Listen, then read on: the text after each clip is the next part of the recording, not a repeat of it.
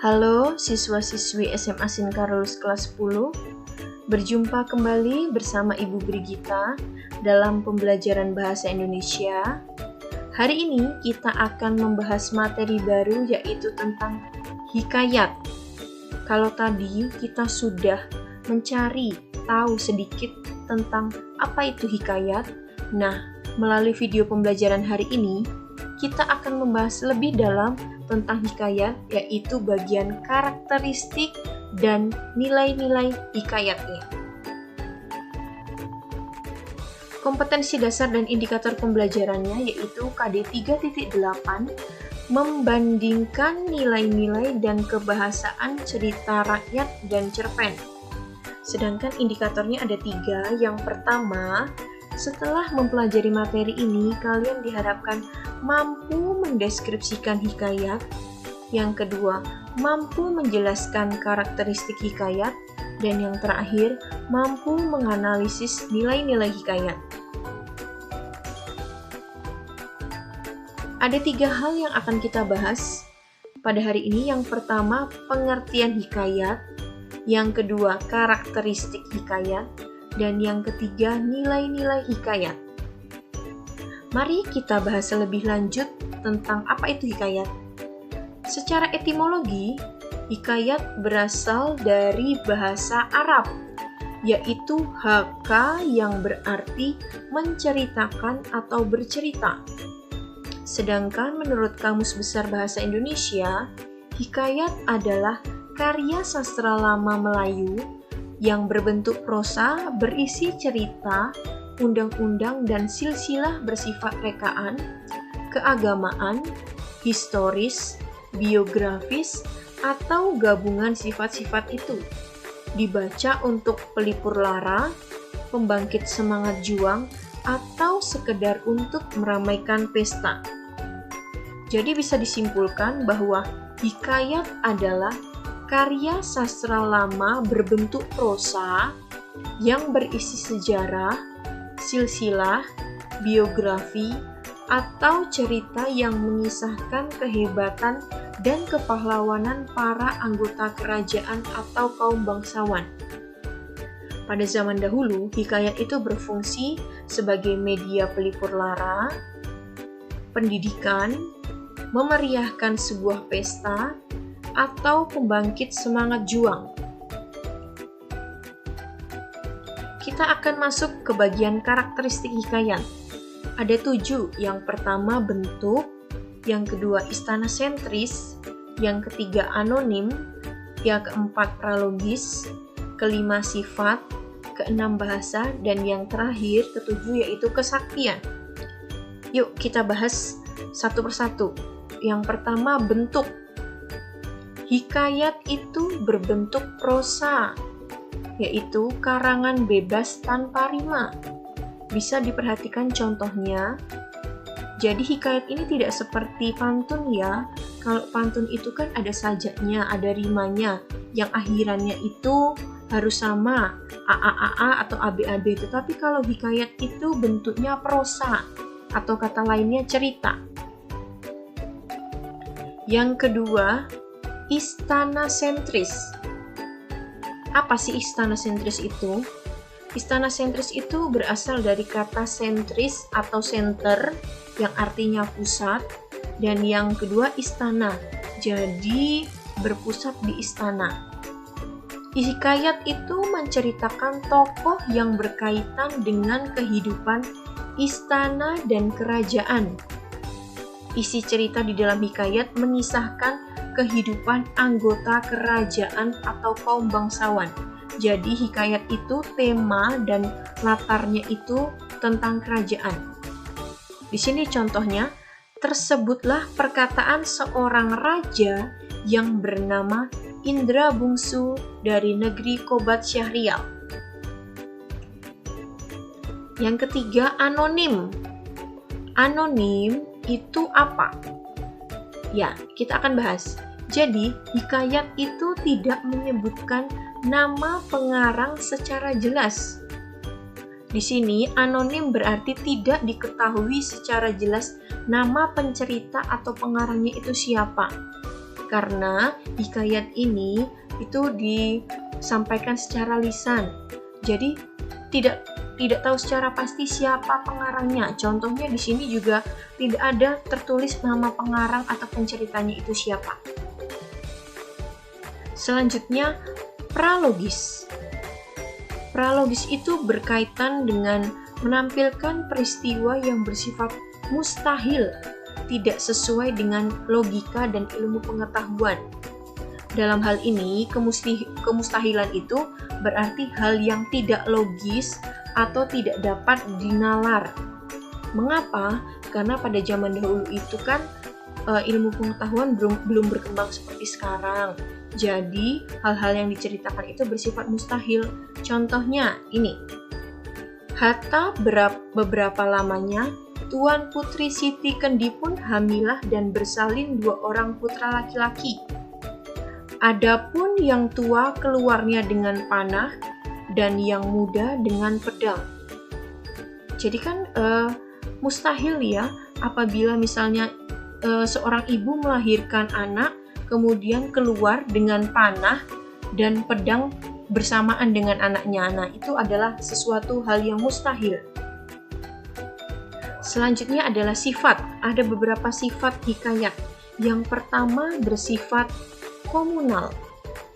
Komunal itu berarti menjadi milik masyarakat umum. Karena tadi dijelaskan dia sifatnya anonim, tidak tahu siapa pengarang atau penceritanya, jadi hikayat itu menjadi milik bersama, sifatnya komunal. Yang kedua bersifat tetap atau statis, yang berarti tidak banyak perubahan. Ya, jalan ceritanya atau bahasa kata-katanya pun tidak banyak berubah. Yang ketiga bersifat tradisional, yang berarti meneruskan budaya, tradisi, dan kebiasaan yang dianggap baik. Dan yang terakhir, bersifat didaktis. Ya, menurut KBBI, didaktis itu artinya bersifat mendidik. Jadi di sini bersifat didaktis itu berarti bersifat mendidik sehingga baik untuk pendidikan moral dan religius pembacanya. Selanjutnya, karakteristiknya yaitu adalah bahasa. Bahasa yang digunakan dalam hikayat adalah bahasa Melayu lama. Bahasa yang digunakan dalam hikayat itu terkadang tidak lazim, sehingga disebut arkais. Maksudnya tidak lazim itu tidak umum kita gunakan dalam kehidupan sehari-hari. Kalimatnya tidak efektif karena sering menggunakan konjungsi yang tidak perlu. Contoh kata-katanya yaitu ada maka, hatta, sebermula, syahdan, dan bentuk terikat seperti lah dan pun. Contohnya di sini. Maka pada suatu hari, ia pun menyuruh orang membaca doa kunut dan lainnya. Kemudian hatta beberapa lamanya Tuan Putri Siti Kendi pun hamilah.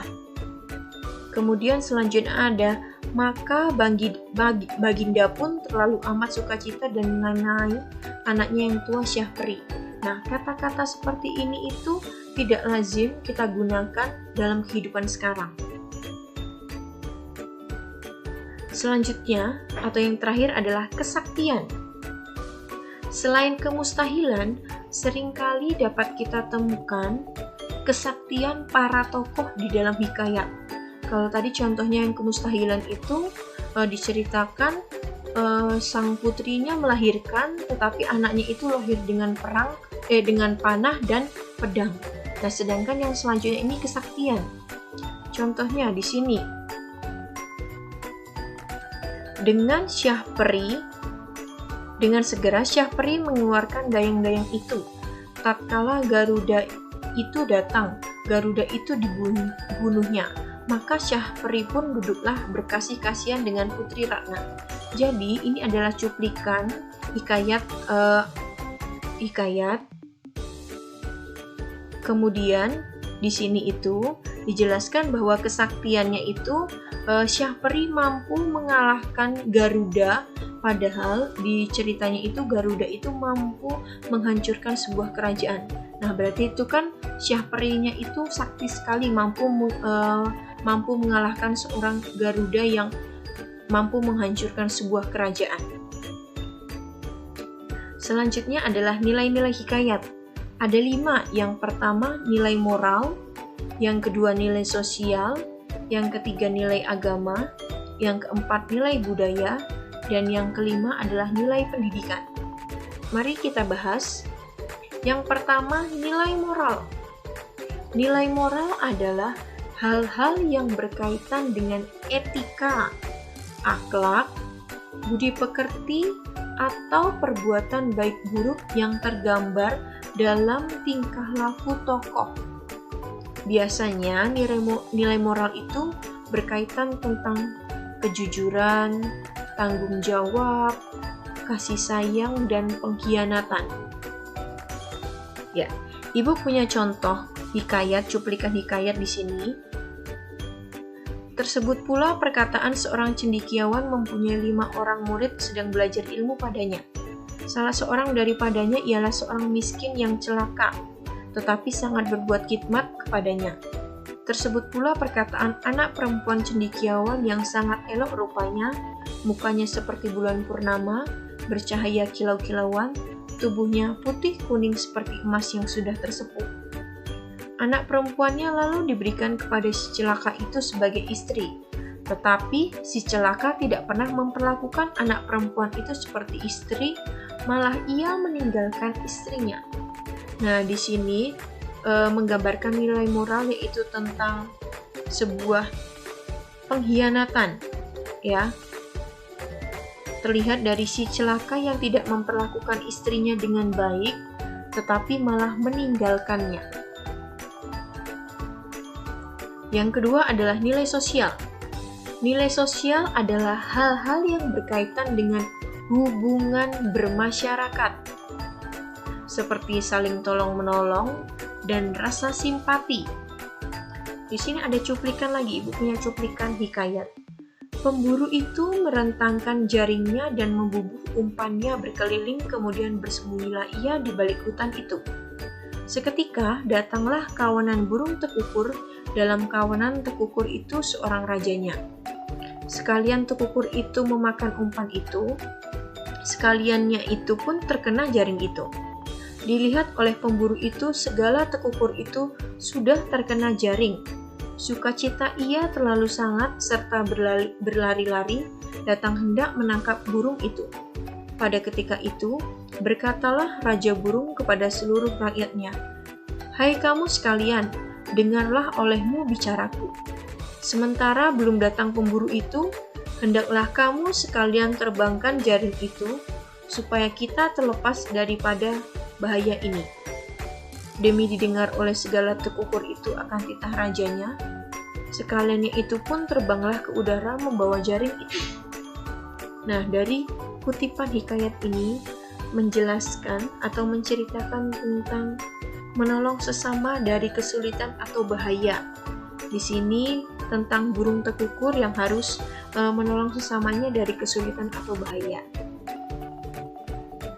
Yang ketiga adalah nilai agama.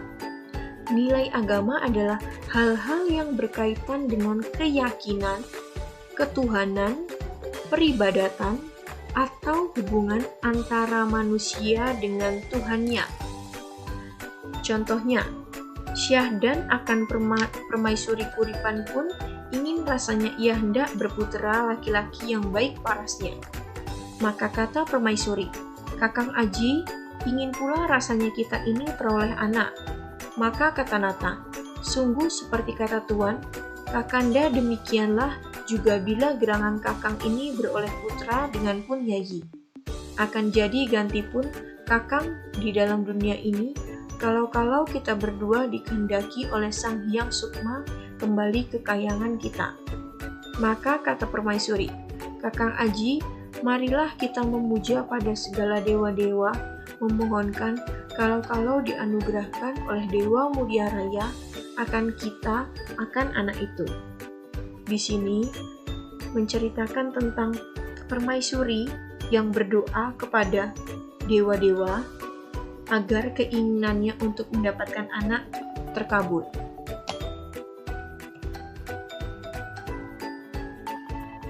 Ya, selanjutnya tentang nilai budaya. Nilai budaya adalah hal-hal yang berkaitan dengan adat istiadat atau kebiasaan masyarakat tertentu, seperti adat perjodohan, upacara, atau ritual adat. Coba perhatikan kutipan ini. Tersebut pula perkataan seorang cendekiawan mempunyai 5 orang murid sedang belajar ilmu padanya. Salah seorang daripadanya ialah seorang miskin yang celaka. Ya, ini adalah contoh yang di pertama tadi, ya, nilai moral. Nah, di sini dijelaskan bahwa tokoh perempuan itu dijodohkan kepada si celaka. Ya, jadi kutipan ini menjelaskan tentang adat istiadat perjodohan. Yang terakhir adalah nilai pendidikan. Nilai pendidikan adalah hal-hal yang berkaitan dengan proses pengubahan sikap dan perilaku seseorang dalam mendewasakan manusia melalui upaya pengajaran dan pelatihan. Ya, kita coba baca kutipannya. Alkisah, ada seorang petani kaya yang mempunyai 5 anak yang malas. Menjelang ajalnya, ia berpesan kepada mereka, "Hai anak-anakku, kini telah tiba saatnya ayah meninggalkan kalian selamanya. Karena kemalasan kalian, semua hartaku telah habis kalian pakai. Namun, untunglah ayah telah menyembunyikan sebagian harta benda yang terpendam di kebun sebelah barat. Jika butuh, galilah pasti akan kalian temukan." Kemudian kelimanya menggali setiap jengkal tanah di kebun itu sampai gembur. Tetapi sepotong benda pun tak ditemukan. Karena sudah kepalang dan takut kelaparan, tanah itu pun mereka tanami setelah diberi pupuk.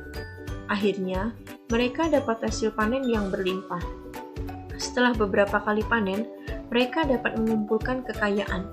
Barulah mereka sadar bahwa harta terpendam yang dimaksud ayahnya itu adalah hiasan yang berarti lahan pertanian dan tenaga mereka berimbang.